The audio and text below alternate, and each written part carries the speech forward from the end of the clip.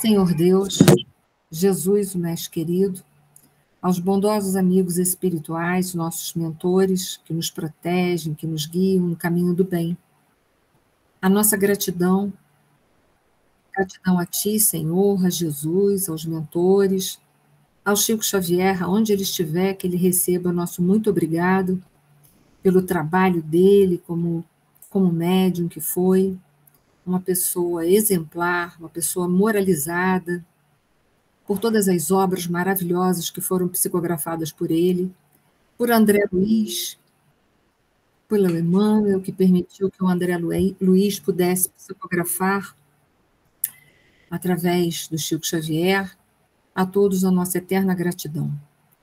Aproveitamos esse momento em que estamos unidos pelos nossos pensamentos e as nossas emoções para rogarmos por todo o planeta Terra, em especial aos locais onde estão sendo feitas guerras, nos locais de fome extrema e a toda a natureza, de uma forma geral, na qual nós deveríamos estar protegendo esses nossos irmãos e estamos, muito pelo contrário, destruindo o seu habitat.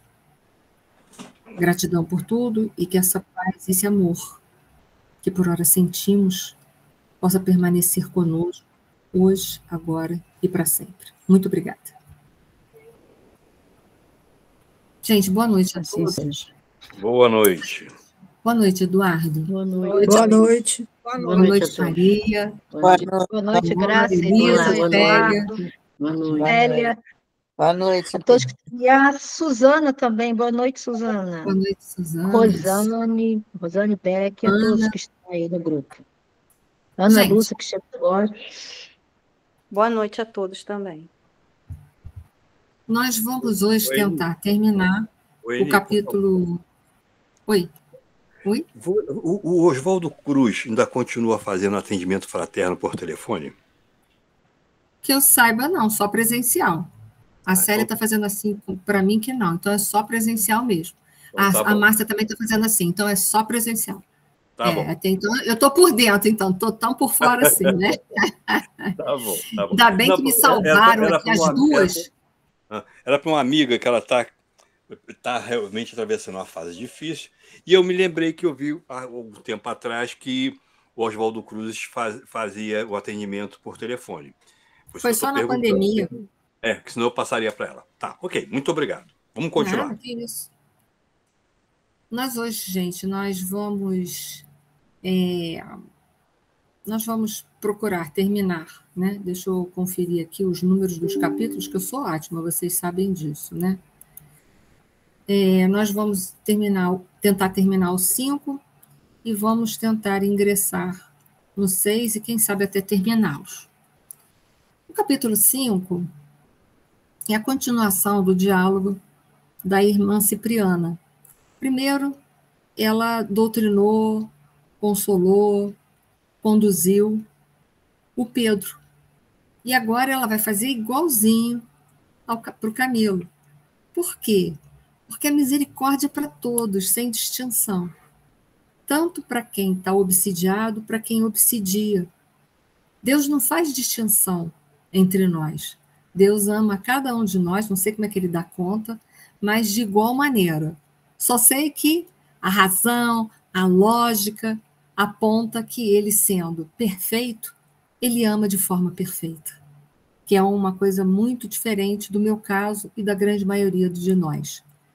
Nosso amor ainda é um amor de condição, às vezes um amor passional, instintivo, mas o amor de Deus não. É um amor sem condições, um amor que a gente compreende muito pouco. A gente tem esses lampejos desse amor incondicional, vez por outras. Em algumas circunstâncias, algumas mães sentem por os seus filhos, em algumas circunstâncias a gente tem isso por um amigo, ou por um sobrinho, ou por alguém muito chegado a nós. Mas a gente, em geral, não ama, não tem esse amor incondicional como uma constante na nossa vida. Mas a gente vai ter. E o bom é a gente saber que a gente vai conseguir isso. Isso é muito bom. Isso é muito libertador. Pelo menos para mim, isso é muito libertador. E a Cipriana, da mesma forma, está conduzindo o Camilo para ele poder olhar para os erros dele E também descobrir que ele tem todo o potencial do mundo de acertar. Porque a gente é assim, a gente erra, mas a gente também tem o potencial para acertar. Porque nós somos filhos de Deus, que é perfeito. Então, nós temos esse potencial dentro de nós. Então, dentro dessa visão amorosa da Cipriana, porque ela tem muito amor no coração, a gente viu isso na outra aula, um amor assim que é admirável, admirável, é um sonho de consumo muito grande. E aí ela continua. Primeiro ela vai puxar a orelha do Camilo, para depois, então, acolhê-lo, envolvê-lo, botar no colinho e conduzir. É isso que a gente tem que fazer. Lembra da parábola do bom samaritano? Foi colocado nas feridas daquele homem que estava caído na beira da estrada, foi colocado o vinho, ou o vinagre e o azeite. Aquilo que dói mais, que é aquilo que limpa a ferida, que é o vinho ou o vinagre, né, que tem ácido acético, ele dói na hora que joga nas feridas, arde, queima. É a verdade. É a verdade. Porém, depois eles fazem o quê? Ele passa o óleo. Óleo é aquilo que amacia, que agora vai ajudar a cicatrizar. Então ele mostra para a gente a importância de fazer as duas coisas, porque a verdade ela liberta. Pode não ser boa de ouvir. Às vezes não é nada bom a gente ouvir a verdade. É dura a beça ouvir a verdade. Mas sem a verdade a gente não se esclarece, o caminho não se abre. Mas depois a gente também precisa do óleo. O óleo do afeto, do amor, do amparo, para a gente ter coragem de seguir diante de tantos erros que a gente já cometeu. E ela faz isso com uma perfeição maravilhosa. E ela fala assim para o Camilo: que fazes tu, Camilo, cerrando a comiseração? O algoz, demonstrando incompreensível frieza, retorque cruel. Então, ele está naquela frieza porque ele está se achando superior, né? Ele se colocou numa postura de superior, por quê? Porque ele assumiu a postura de vítima. A vítima é uma postura muito confortável, é muito confortável. Porque na vitimização a gente culpa completamente o outro por tudo de ruim que está acontecendo na nossa vida, e a gente não se responsabiliza nem um pedacinho. Então isso é muito fácil fazer isso. Coragem mesmo é a gente assumir o tantão que a gente errou diante de uma situação. Porque aqui no nosso planeta de provas e expiações, cuja maioria dos espíritos são imperfeitos, ninguém erra sozinho. Ninguém erra sozinho. Então, é fácil a gente se colocar na postura de vítima, levantar o nariz e falar com frieza. Eu quero ver a hora que ele enxergar o tamanho dos erros dele também. E aí, ele fala: que pode fazer uma vítima como eu, se não odiar sem piedade? O que ele pode fazer diante de alguém que fez mal para ele? Né? E porque ele se coloca em vítima, então a responsabilidade é do outro. Mas a responsabilidade do ódio é de quem? É de quem sente. Se eu sinto ódio, de quem é essa responsabilidade por esse ódio? É meu. Jesus disse que ele não vinha para os sãos, mas ele vinha para quem? Para os doentes, não foi isso que Jesus disse? Então, eu digo, uma pessoa que odeia, ela está com saúde ou ela está com doença? Ela está doente. E o ódio é exatamente de quem o sente. O proprietário do ódio é que tem que dar conta desse ódio. Então, se ele está odiando o Pedro, não me parece que ele seja tão superior ao Pedro. Porque se ele fosse superior, mesmo Pedro tendo matado ele estaria odiando? Não. Lembra dos cristãos que iam para a arena? Iam todos de que forma? Cantando. Eles iam com ódio no coração deles? Ah, esses romanos desgraçados. Nada disso. Eles iam com a fé deles em nosso Senhor Jesus Cristo, com um coração cheio de amor. E diz lá o livro, se não me falha a memória, que antes das feras os devorarem, a espiritualidade se encarregava de desligá-los. Tamanha era o quê? O amor que eles tinham no coração deles. Então, eu digo, entre eles, que morriam resignadamente, e os romanos, havia verdadeiramente uma superioridade moral. Mas entre duas pessoas, uma que mata porque estava com raiva e a outra que obsidia porque está com raiva, qual é a diferença entre essas duas pessoas? Não há diferença. E é isso que a gente precisa enxergar. E se alguém não gosta da gente, e a gente também não gosta desse alguém, o que a gente tem que reclamar dessa pessoa? Nada. A gente está igualzinho a essa pessoa. Então, ela vai chegar lá. Vocês vão ver só como ela vai chegar lá. Mas com carinho. Não com essa falta de sutileza, que infelizmente é o que eu ainda tenho. Né? Mas ela vai chegar lá. E ela vai mostrar as consequências quando a gente alberga no nosso coração um ódio. Sentir raiva, 1 minuto de raiva é natural. Alimentar essa raiva é patológica. E isso é a diferença. É a diferença. Não é bom sentir raiva em momento nenhum, é bom se sentir raiva. Mas sentir raiva por 1 minuto é até tolerável. Alimentar essa raiva para sempre não. E ela fala assim, odiar tornou Cipriana sem se alterar. Digno das pessoas que têm amor. Porque ela não fez isso por frieza, ela fez isso por amor, por misericórdia, comiseração, o que ele não tinha. Sabes a significação de tal atitude? Ou seja, você sabe qual é o significado de ódio, de odiar? Você sabe a consequência, o significado de odiar? As vítimas inacessíveis ao perdão e ao entendimento soem ultrapassar a dureza e a maldade dos preceitos, provocando horror e compaixão. Quanto se vale desses títulos, os títulos de vítima, né, etc. e tal, para pôr de manifesto as monstruosidades que lhe povoam o ser? Então, quantas pessoas vestindo a camisa da vitimização, vestindo, né? Elas acham que isso justifica as monstruosidades que elas vão cometer em função disso. Então, ele acha que porque ele foi assassinado pelo Pedro, e agora ele está com ódio, ele está se vingando, que isso justifica, só porque ele se tornou uma vítima. Ele acha. Mas o mal que eu fizer, eu terei que dar conta. E o mal que o outro fizer, o outro vai ter que dar conta. Então, ela está levando ele a um processo de conscientização. Quantos se aproveitam da honra de irreflexão de um amigo ignorante, ela está citando Pedro, né? Ou infeliz, para incitar séculos de perseguições no inferno da ira. Então, ele é um oportunista, que é o que ela está falando, com muito carinho, mas é isso que ela está falando. Você está sendo só oportunista para botar para fora a fera que existe em você. Porque se ele está odiando de uma forma feroz, é porque essa fera estava guardada lá dentro, estava só esperando uma ocasião para poder se manifestar.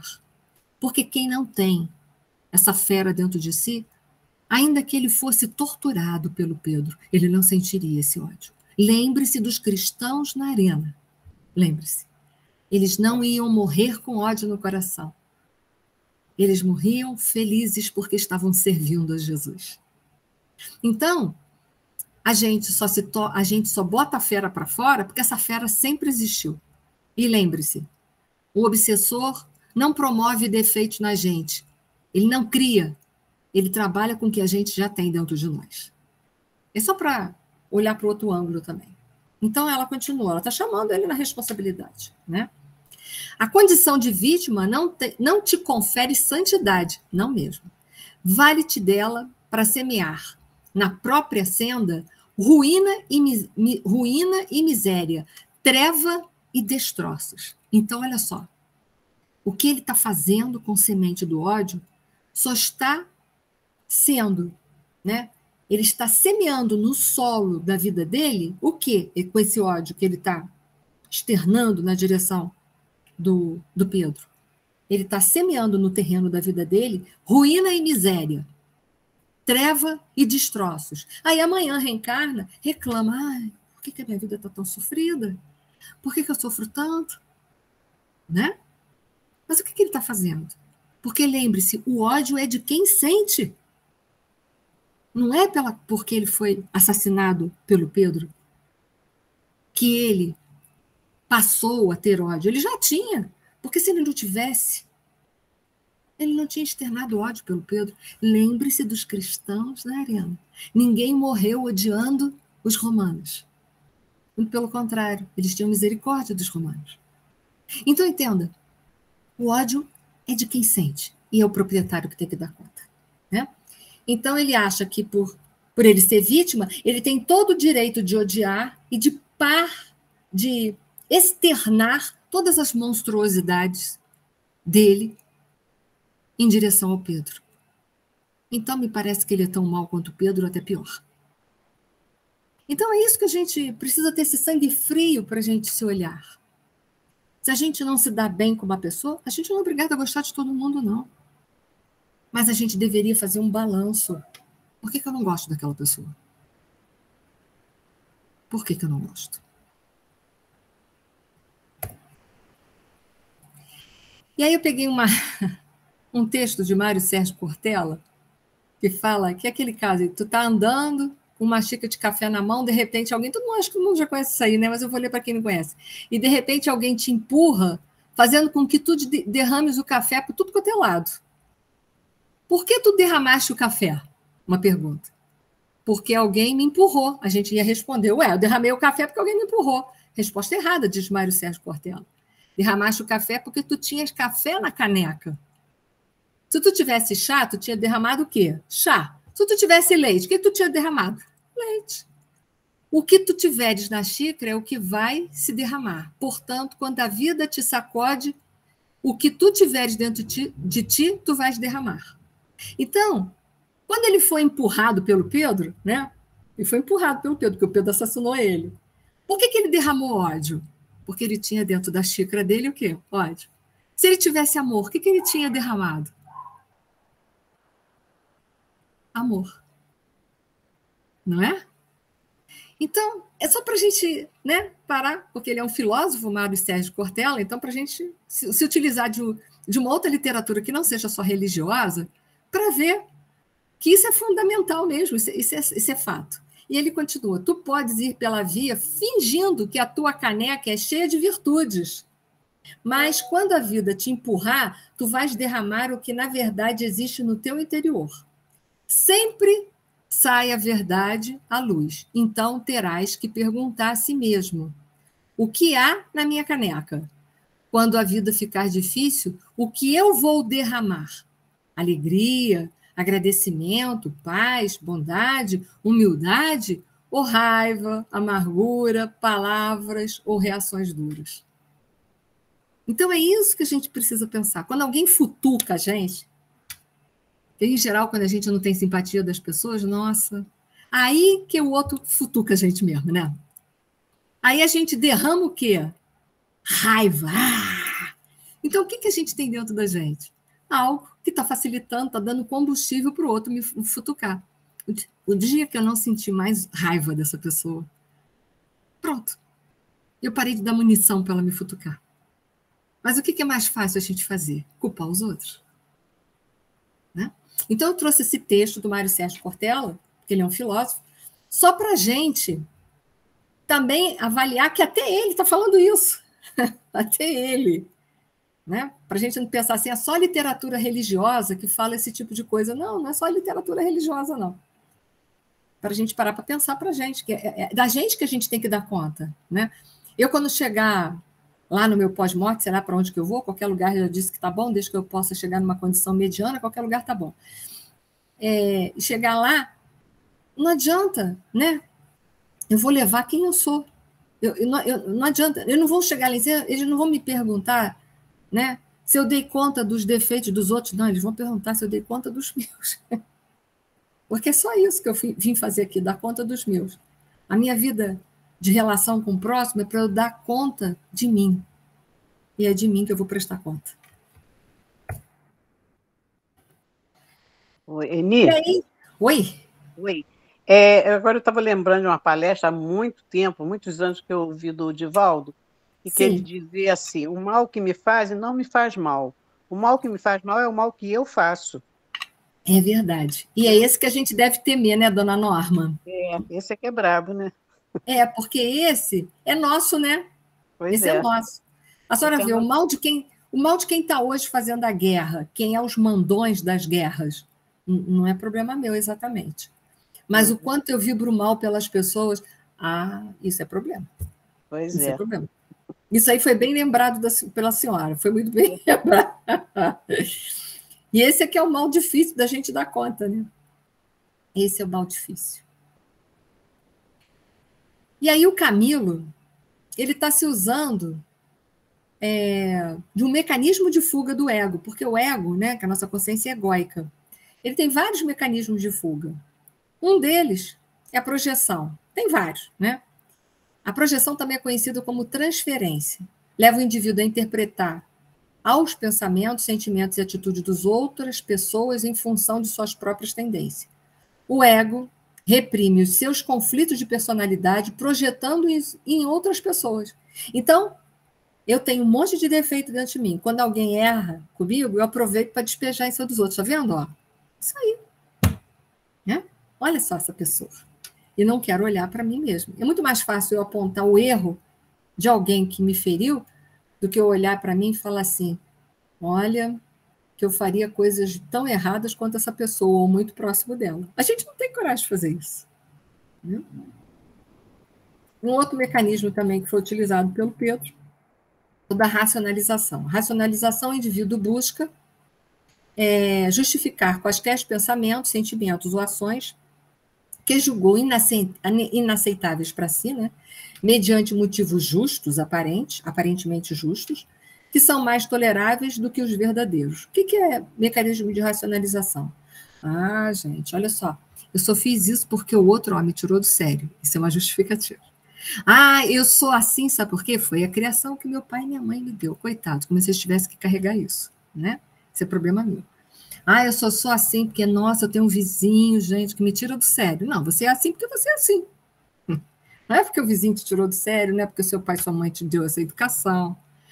Não é nada disso, a gente é o que é. É a xícara, né? A xícara que derramou o que tinha dentro. Se dentro tivesse amor, tinha extravasado o amor.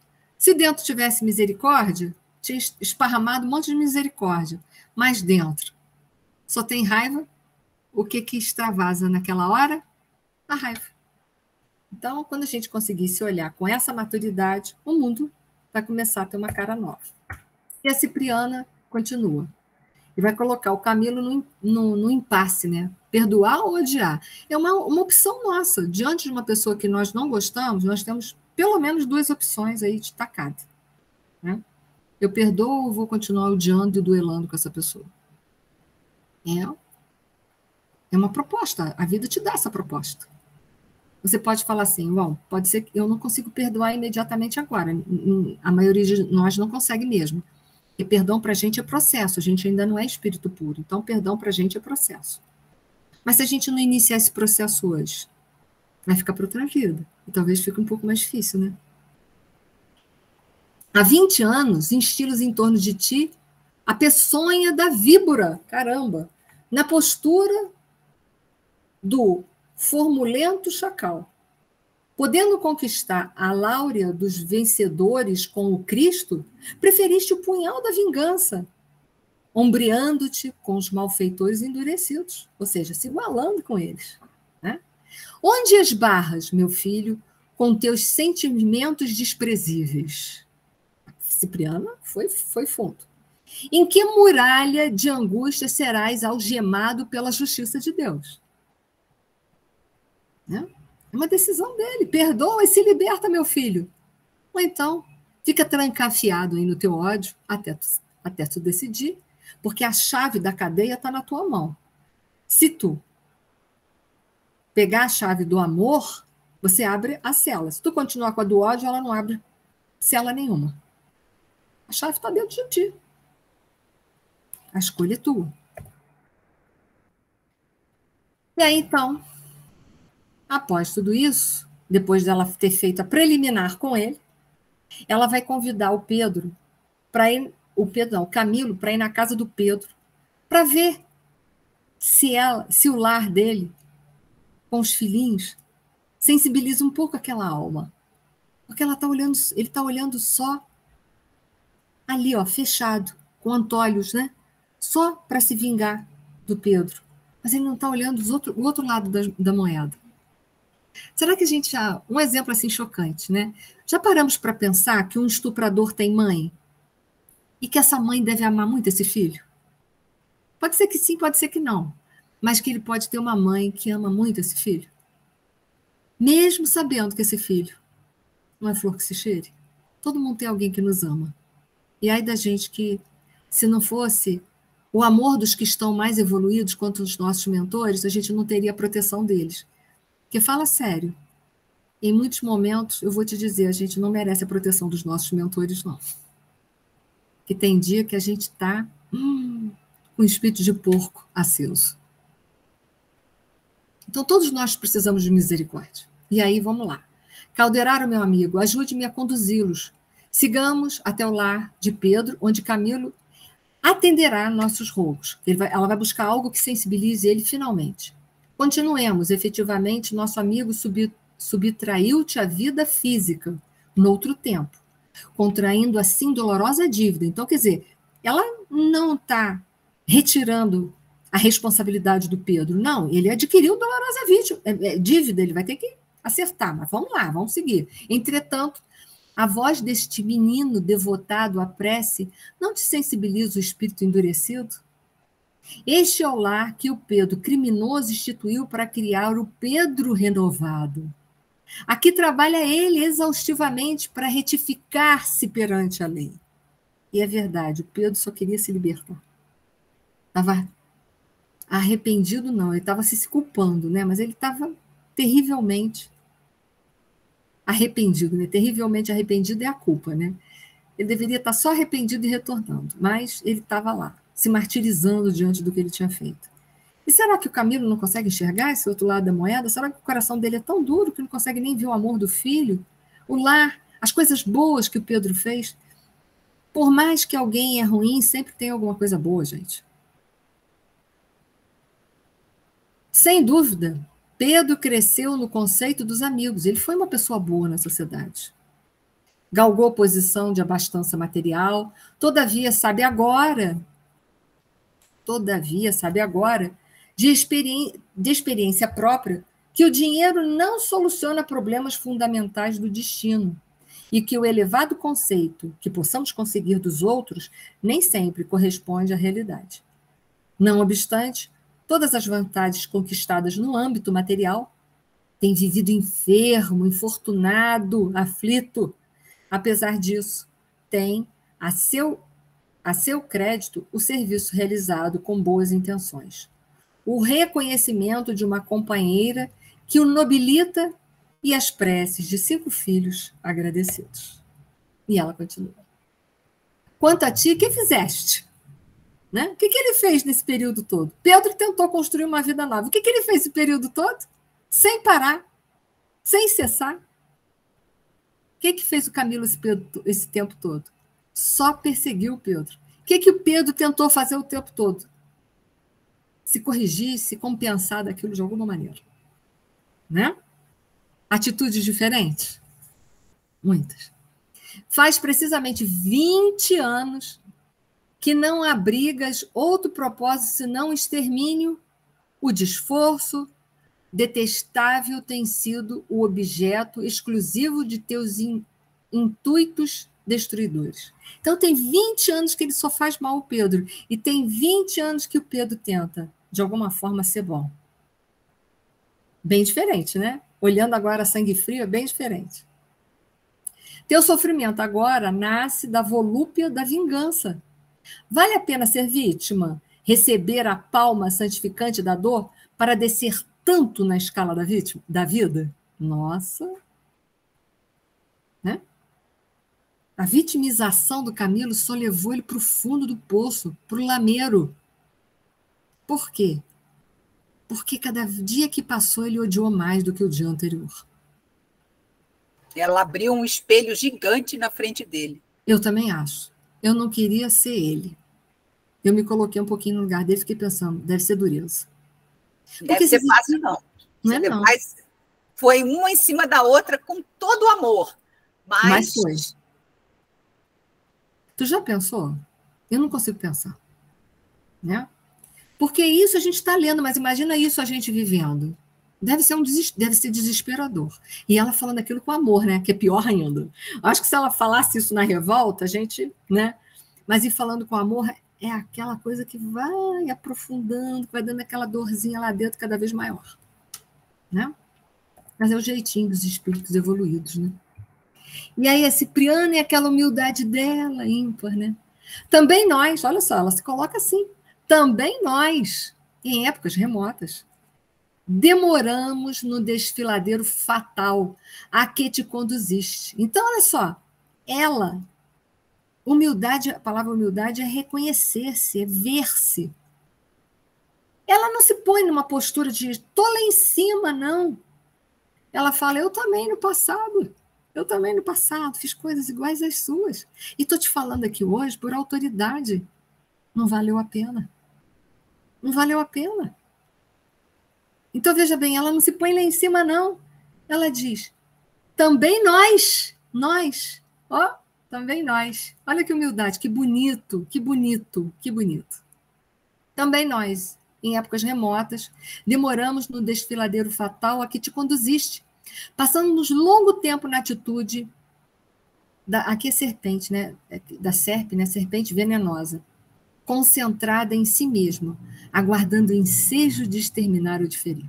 No entanto, o Senhor, todo misericordioso, nos ensinou que a verdadeira liberdade é a que nasce da perfeita obediência às suas leis sublimes, que só o amor tem suficiente poder para salvar, elevar e remir.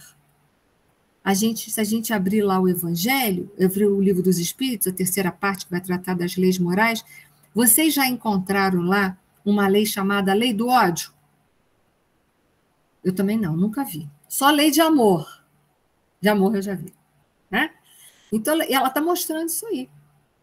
Só quando a gente obedece a Deus, que é amor, ama todos como somos, só quando a gente também passa a amar os outros como eles são, é que a gente se liberta. Difícil, né? Somos todos irmãos, suscetíveis das mesmas quedas, filhos do mesmo Pai. Não te falamos, pois, como anjos, senão como seres humanos regenerados, que em peregrinação aos círculos maiores. E por que sofremos? Por que sofremos? Quero ser bom e, todavia, sofro. Confrange-me atroz padecimento. Se Deus é compassivo, por que me deixou ao desamparo? Olha aí, ele ainda tá se sentindo o quê? Vítima. Que vítima.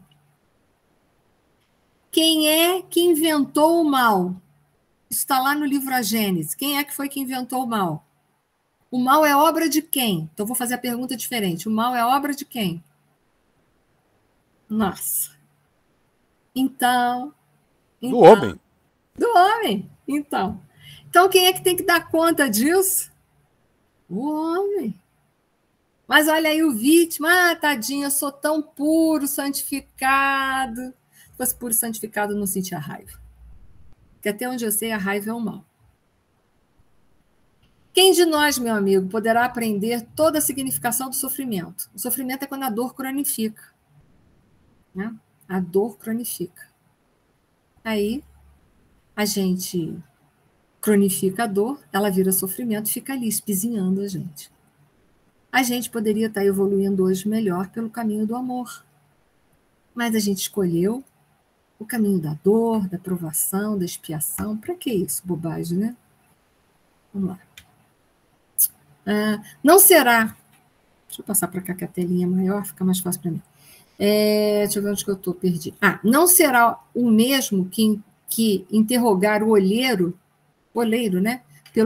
Pelos motivos que o compelem a cozer o delicado vaso em calor ardente, ou inquirir do artista os propósitos que o levam a martelar a pedra bruta para a obra-prima de estatuária? Camilo, a dor expande a vida, o sacrifício liberta. O martírio é problema de origem divina. Tentando solvê-lo, pode o espírito elevar-se aos pícaros resplandecentes ou precipitar-se em abismo tenebroso, porque muitos retiram do sofrimento o óleo da paciência, com que acendem a luz para vencer as próprias trevas, ao passo que outros deles extraem pedras e acúlios de revolta, como com que se despenham na sombra dos precipícios. Então, na verdade, a escolha é nossa. Se as pedras que nos atiram, a gente pode aproveitar para desenvolver o amor e a paciência, ou abaixar e devolver. E aí, o que você vai receber da vida de volta? Aquilo que você dá. Se você, ao receber uma pedra, ao invés de você oferecer a tua misericórdia e o teu amor, você abaixa a pedra e revida, agora a responsabilidade é tua. Porque você está dentro da lei de causa e efeito. O que você dá à vida, você recebe. Pode falar, Márcia. Esses mentores, esses orientadores das obras de André Luiz, né? Eles são todos tão misericordiosos, tão amorosos, né? Com todo mundo, exatamente porque eles se colocam na posição deles. Eles já passaram por aquilo tudo. É isso. Né? Então, passaram e superaram, né, Márcia? Passaram e superaram. Por quê? Porque, com certeza, também tiveram quem estendesse a mão. Claro, isso que é o trabalho que eles fazem, né? Você falou a palavra-chave. Por isso que a gente tem que ter misericórdia. Porque, imagina, a gente está aqui reencarnado pela misericórdia de Deus. Para a gente sair dos nossos sofrimentos, se não fosse uma mão amiga, não importa se encarnada ou desencarnada, fica mais difícil. E, às vezes, sem ela, a gente não sai. Então, por que a gente está negando essa oportunidade também para o outro? Né? Mas eles são realmente... Por isso que ela fala que ela é apenas uma alma regenerada. Exatamente. Ela não se põe lá em cima. Olha que bonito isso. Né? Mas eu passei por ali, eu me regenerei e agora eu estou no caminho. Então, agora eu estou te estendendo a mão. Um dia me estenderam, agora eu estou te estendendo. Agora é a minha vez de ajudar. É minha vez. É muito bonito, né? Isso é bonito e assim, para mim, isso é muito confortador. Saber disso. Vamos lá. E o que nos transforma? O que pode verdadeiramente transformar o homem? Transformar é mudar a forma. É o amor. A Edith está aqui do meu lado respondendo, é o amor, hein? Edith aqui do meu lado, que eu quero dizer, é o celular, tá, gente? É que a Edith está aqui do meu lado. Então, vamos ver, é isso aí. Sim, disse ele chorando, não me falareis desta maneira se me não amasseis. Não são vossas palavras que me convencem, senão o vosso sentimento que me transmuda, né? E é verdade, não são as palavras que a gente fala para os outros, mas é o tanto de sentimento verdadeiro que a gente joga junto com as palavras. Porque falar bonito é só uma pessoa estudar um pouquinho que ela tem uma retórica bonita, ela tem um discurso bonito. Agora, falar e viver aquilo é o que diferencia uma pessoa da outra. Mãe do céu, libertai-me de minhas próprias paixões. Opa, caiu em si. Está caindo em si. Mãe do céu, libertai-me das minhas próprias paixões. Desfechai-me as algemas que eu mesmo forjei. Lembra? Ele que está com a chave, só ele pode abrir ela. Quero fugir de minhas sinistras recordações, porque o que ele fez foi sinistro também, esses 20 anos. Quero partir, esquecer, empenhar-me na luta regeneradora, recomeçando a trabalhar. Porque só o trabalho vai fazer com que a gente tire esse peso, esse remorso que a gente sente dentro da alma quando a gente descobre que fez um monte de besteira. Abençoado seja tu que ouviste o apelo do perdão redentor, disse ela. Que o Pai te abençoe para sempre. Vamos, a providência oferece trabalho regenerativo a todos nós. E aí eu peguei uma epístola de Pedro, a primeira epístola de Pedro, capítulo 4, versículo 8, que vocês conhecem bem, mas só conhecem às vezes o finalzinho. Tende intenso amor uns pelos outros, porque o amor cobre uma multidão de pecados. Então só há um jeito de se corrigir e de ajudar o outro a sair do lameiro, amando. Não tem outro. A saída é essa. Não tem. É difícil a dureza, mas não tem outra. E aí vamos lá. Pegar a frasezinha final. É do Calderaro, né? A mulher santificada pelo sacrifício e pelo sofrimento se converte em portadora do divino amor maternal que intervém no mundo para enobrecer o sentimento das criaturas. Que lindo, né? Que lindo. Somos nós, quando a gente tem esse amor. Oi? Então vamos para o próximo, se der tempo. Vamos seguir, ver se a gente equaciona? Vamos ver. Se der tempo, deu. Se não der, a gente faz em 2 tempos. Só para a gente não perder, porque são 7h10.